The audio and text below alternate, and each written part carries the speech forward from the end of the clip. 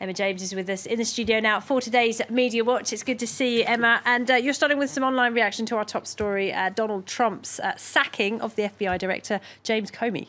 Yes, 110 days into the Trump presidency, and we already have what is being described as a real key moment. Now, news broke last night just in time for all the late-night comedians to muster up a few jokes. I've put together some of the best ones, starting off with Trevor Noah on The Daily Show. Take a look.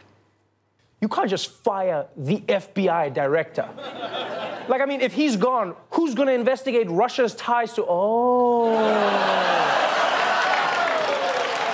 This is unbelievable. This is the kind of thing dictators do. This is the kind of thing reality TV hosts do. They fire someone every week.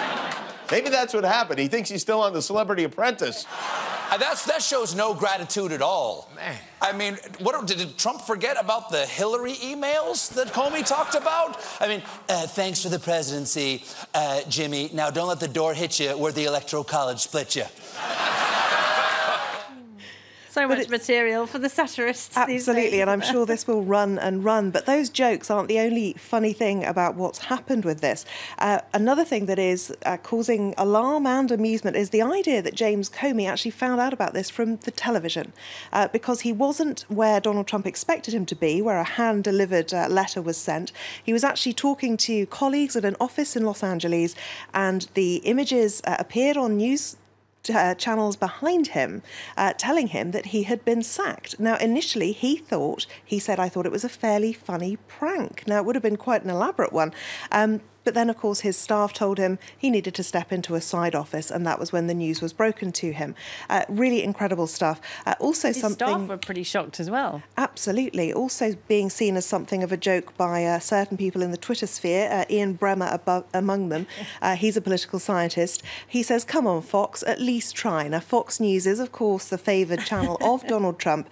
And if you take a look at the strapline there, James Comey resigns. It's a totally different story, isn't it? Absolutely. Not at all the story as anybody else understands it, it would appear.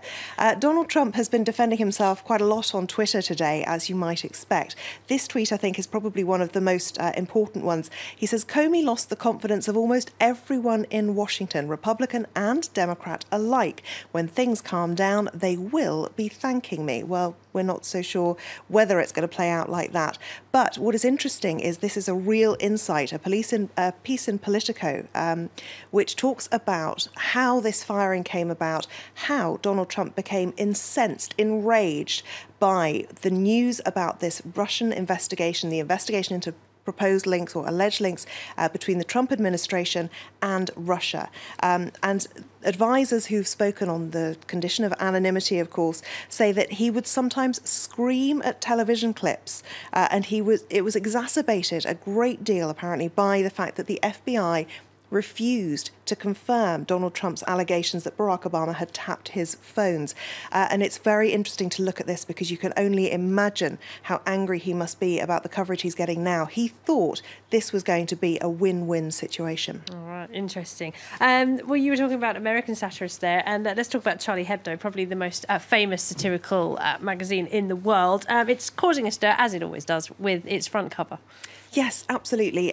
Charlie Hebdo, of course, here in France, likes to really stir up trouble with its front pages. This week, they have put Emmanuel Macron and his wife, Brigitte Macron, on the front page, and the words say he is going to perform miracles. Now, of course, Brigitte, who is 64 years old, is here drawn heavily pregnant, which is highly unlikely to happen. But a lot of people are very, very upset about this. Interestingly, it comes just a day after Emmanuel Macron himself talked about the fascination with his wife's age, blaming misogyny and even homophobia too for the kind of comments. He dealt head-on with some of the more salacious rumours that are out there in France. A lot of people saying that to be married to a woman that much older than him, 24 years older, he must be gay. Now, he says this is just homophobia, plain and simple, and he said he believes no one would question the age gap if his wife, of course, was 20 years younger. I think we can probably safely say that that is true. There's a lot of support for Brigitte Macron out there. She does appear to be proving very popular already.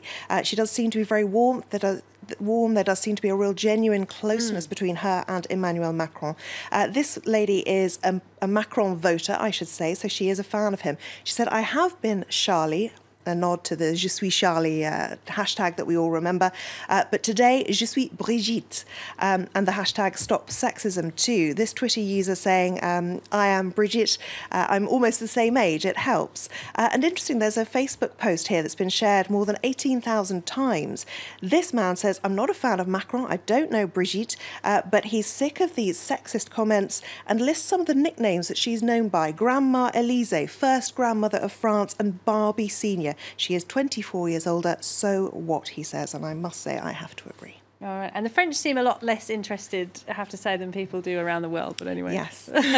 Emma, thank you very much indeed. Emma James there.